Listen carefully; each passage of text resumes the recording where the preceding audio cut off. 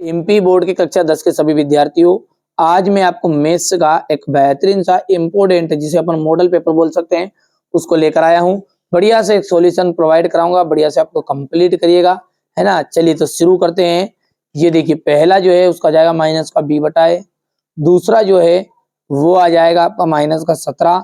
पेड़ की छाया जो है उसकी ऊंचाई के बराबर है, तो सूर्य का उन्नयन कोण हो जाएगा 45 डिग्री। यहां से जाएगा पाई आर स्क्वायर थीटा बटा 360। आयतनों का जो अनुपात है वो 64:27 है, तो पृष्ठीय क्षेत्रफलों का अनुपात हो जाएगा, देखिए 4 का 16 हो जाएगा, 3 का 9 हो जाएगा। ये आपका माध्य का फॉर्मूला है, ठीक है। यहां से आप देख सकते हैं, बिल्कुल ये हो गया है क्वेश्चन 4 तक, 5 6 तक हो गया है, ठीक है भैया। यदि हम बात करें आगे की, तो अगला है आपका रिक्त स्थान। तो ये एक द्विघात बहुपद का उदाहरण है। इसका उदाहरण है द्विघात बहुपद का। एक द्विघात बहुपद समीकरण जो है वो वास्तविक मूल नहीं होते, कब? जब बी स्क्वायर माइनस 4ac जो है वो बड़ा रहता जीरो से, यानी इसका जो मान है 4 रहेगा, जीरो जो बड़ा रहेगा, सॉरी जीरो जो बड़ा रहेगा, यानी कि माइनस का माना जाए नहीं, माइनस का उत्तर माइनस का 2 माइनस का 3, तो ये जब वास्तविक मूल नहीं होंगे। एपी कहलाएगा। यहाँ से अपन ए और बी कहेंगे। शंकु चिन्ह के दोनों सिरे वृत्ताकार होते हैं। सभी संभव प्रायिकताओं का योग सदैव एक होता है। इंग्लिश मीडियम वाले बच्चे हमारे भरेंगे, ठीक है। बढ़िया से कंप्लीट करिए आप, तो है ना। मेरा उद्देश्य यही है कि आप अच्छे अंक प्राप्त करें, अच्छी तैयारी करें, बस और कुछ नहीं चाहिए। यदि आपका ही चैनल है ये, आप इस चैनल को आगे बढ़ाना चाहोगे तो आगे बढ़ेगा। आप चाहोगे नहीं ये लायक चैनल नहीं है, तो बिल्कुल आप, ठीक है, आप इस चैनल को नीचे भी गिरा सकते हैं। और यदि लगता है कि ये मेहनत कर रहे हैं और अपने लिए ही कर रहे हैं, तो आपका कर्तव्य फिर इतना है कि इस चैनल को, ठीक है, आगे बढ़ाए। अब आगे बढ़ाने के लिए अपने दोस्तों के साथ इस वीडियो को बताना पड़ेगा, उन्हें वास्तव में जोड़ना पड़ेगा। देखिए, एक होता है, ठीक है, एक होना है किसी के द्वारा दी हुई, और एक होना है खुद की मेहनत से कमाना। तो देखिए यहाँ पर मेहनत अपन कर रहे हैं अच्छे से, तो आप भी अच्छी मेहनत करो और अच्छे से आगे बढ़ो, बस यही उद्देश्य हमारा है। परिमेय और अपरिमेय संख्याएं, परिमेय और अपरिमेय दोनों संख्याओं को जब रखा जाता है तो वो होती है वास्तविक संख्याएं। वास्तविक कर धनात्मक होता है तो मूल आपके वास्तविक होते हैं। आधारभूत आधारभूत समानुपातिकता, ठीक है, आधारभूत समानुपातिकता, ये हो जाएगा थेल्स प्रमेय। साइन थीटा, साइन का जो मान होता है वो होता है लाल बटा कक्का, ये हो गया लाल बटा कक्का, यानी लंब बटा कर्ण। साइन का पहला है, दूसरा कोस का है, तीसरा टेन का है, तो ये ट्रिक याद रखेगा, लाल बटा कक्का, ठीक है। चलिए साइन का हो जाएगा ये कौन सा, चौथा। टेन 60 डिग्री, टेन जो है 60 डिग्री, इसका जो मान होता है वो किसके बराबर होता है, ठीक है, तो ये हो जाएगा आपका कर्णी 3,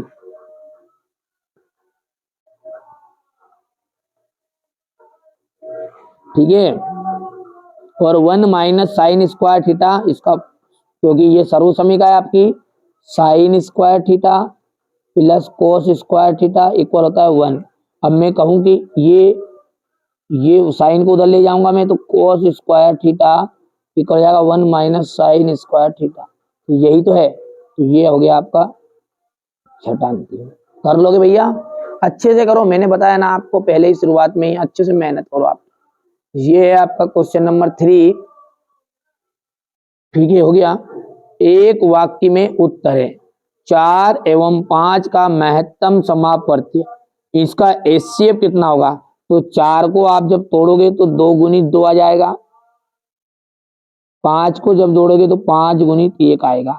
अब भैया जो दोनों में हो वो आपका एचसीएफ होगा, और छोटा हो तो दोनों में कुछ भी नहीं दिख रहा तो 1 1 रहेगा, इसलिए इसका एचसीएफ 1 निकल कर आ जाएगा। समांतर श्रेणी जो है उसका व्यापक रूप है, ये ए कोमा ए प्लस माइनस 1d कोमा ए प्लस माइनस 2d कोमा ए प्लस माइनस 3d, ये श्रृंखला बार डे चलती रहेगी। कौन से त्रिभुज सदैव समरूप होते हैं? तो समबाहु त्रिभुज।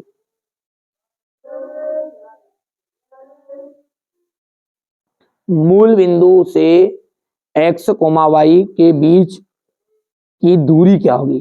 तो मूल बिंदु से इसके दूरी होगी x square plus y square, क्योंकि यहाँ पर x1 का मान तो x रहेगा, लेकिन x2 का मान, क्योंकि एक तो ये हो गया x कोमा वाई, ये आपका x1 y1 बन गया, और अगला रहेगा 0,0 तो x2 और y2। फॉर्मूले में जब रखोगे तो 0 का कोई वैल्यू नहीं रहेगा, इसलिए ये x वाला ही x स्क्वायर बन जाएगा और y वाला y स्क्वायर बन जाएगा। ठीक है भैया, आगे बढ़ते हैं और अच्छे से आप तो तैयारी करिए। ठीक है, किसी बिंदु को केवल एक बिंदु पर प्रतिच्छेद करने वाली रेखा कहलाती है। तो एक बिंदु पर जो प्रतिच्छेद करेगी उसे हम कहेंगे स्पर्श रेखा।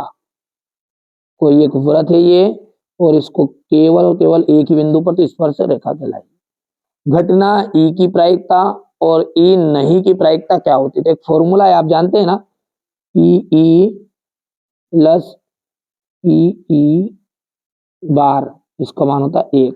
यहाँ पर इसकी प्रायिकता भी कितनी निकल जाएगी? 1 आ जाएगी। ठीक है, ये क्वेश्चन नंबर आपका 4 है ये। ठीक है, हो गया इतना। अब ये है आपका सत्य और असत्य। सत्य असत्य में क्या है?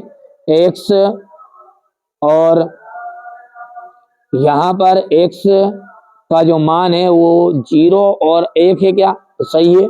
एक बार जब आप x के बराबर 0 लिखोगे तो 0 आ जाएगा, और ये -1 को उधर ले जाओगे तो प्लस का बन जाएगा। तो ये बिल्कुल राइट बात है आपकी।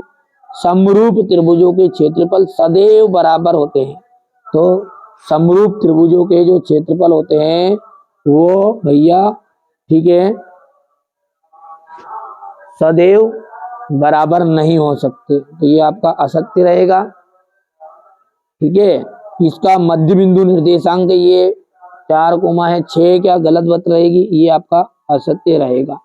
किसी निश्चित घटना की प्रायिकता का जो मान है, किसी निश्चित घटना की प्रायिकता का मान 1 होता है, तो कोई निश्चित घटना की प्रायिकता का मान 1 ही होता है। ठीक है, चलिए आगे बढ़ते हैं। और अगला है वृत्त के केंद्र पर जीवा के द्वारा डाला गया लंब जीवा को समद्विभाजित करता। बिल्कुल, दीर्घ वृत्त खंड का क्षेत्रफल संगत त्रिज्य खंड के क्षेत्रफल से कम होता है क्या? ठीक है, तो ये आपका असत्य रहेगा। दीर्घ का मतलब होता है ज्यादा, ये आपका असत्य रहेगा, यानी गलत है।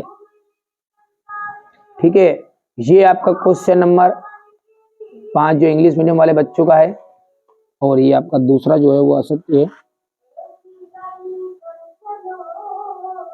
ठीक है भैया, ये चौथा राइट है ना, बच्चों ने गलत कर दिया इसको, ये राइट है ना, और 5वां जो है वो राइट रहेगा, और छठा जो है आपका असत्य है। तो इसे ऊपर बता दिया मैंने ना, ऊपर से करके जहाँ समझा रहा हूँ वहां से करिएगा। कभी कभी के बच्चों के भरने में थोड़ा सा गलत कर भी देते हैं। सिद्ध कीजिए कि कर्णी 2 एक अपरिमेय संख्या है। HCF 18 है तो LCM 380 हो सकता है क्या? कारण बताइए। ठीक है, संख्याएं 4n पर विचार कीजिए, जहां n एक प्राकृत संख्या है। जांच कीजिए कि n का कोई ऐसा मान है जो 4n अंक के लिए शून्य पर समाप्त होता है। दर्शाइए 5 करनी 3 माइनस करनी 3 एक अपरिमेय संख्या है। क्वेश्चन नंबर 18 देखिए, 8 देख लीजिएगा। एक द्विघात बहुपद ज्ञात करना जिसके शून्यकों का योग और गुणनफल क्रमशः इतना इतना है। यहां से देख लीजिएगा, बहुपद द्विघात बहुपद है 3x square minus x minus 4 के शून्य को ज्ञात कीजिए। ठीक है, इसके बाद में अपन बात करें आगे की, तो यहां से आपका ये क्वेश्चन नंबर 9 का अथवा वाला है। ये क्वेश्चन नंबर 10 देखिएगा। 5 संतरे 3 सेबों का जो मूल्य है 35 रुपये है। विलोपन विधि का प्रयोग करके निम्न रेखिक समीकरण युग्म हल कीजिए। जांच कीजिए कि क्या निम्न द्विघात समीकरण है। ये आपका क्वेश्चन नंबर 12 है। ठीक है, चलिए इसके बाद में है क्वेश्चन नंबर 13 संलग्न आकृति। ठीक है, यहां से देख लीजिएगा। क्वेश्चन नंबर ये आपका 14 है ये। ठीक है, 14 हो गया है। ठीक है, ये आपका क्वेश्चन नंबर 15 है।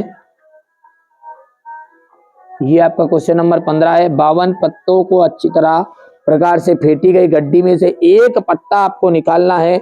एक फेस कार्ड अर्थात तस्वीर वाले पत्ते की प्रायिकता ज्ञात कीजिए। यदि P इक्वल है 0.06 तो P नहीं की प्रायिकता होगी। ठीक है, यहां से क्वेश्चन नंबर आपका 17 है, हो गया। और ये आपका यहां से प्रारंभिक घटना को परिभाषित करिए। क्वेश्चन नंबर 18 है। एक मीनार के पाद बिंदु से भवन के शिखर का उन्नयन कोण जो है वो 30 डिग्री है। ठीक है, यहाँ से बढ़िया से आपको कंप्लीट करिए। हमारा जो उद्देश्य वो यही है, पर में कर लीजिएगा भाई, बहुत ही ज्यादा ये 100% आ रही है और आएगी ही सही। ठीक है, मैं जितना बता रहा हूँ उतना आप कंप्लीट करो, अलग से भले ही पढ़ाई करो। मैंने आपको पहले ही बता दिया है, कई वीडियो में बोला है कि आप क्या करिए, आपके मेरे पे भरोसा मत करिए, आपके स्कूल के टीचर होंगे या जहां भी आप कोचिंग पढ़ रहे हैं, इस कोचिंग वाले सर को जरूर बता दीजिएगा। ये यदि वो बता दें आपके सर कि ये इंपॉर्टेंट नहीं है और नहीं आएंगे, तो आप इसमें से मत पढ़िएगा। मैं खुद ही कह रहा हूं, मत पढ़िए फिर, क्योंकि मुझसे ज्यादा भरोसा आपको उन पर होना चाहिए, और उनकी बातों पर आपको भरोसा नहीं तो बिल्कुल आप जीवन में कभी भी सफलता प्राप्त नहीं करोगे।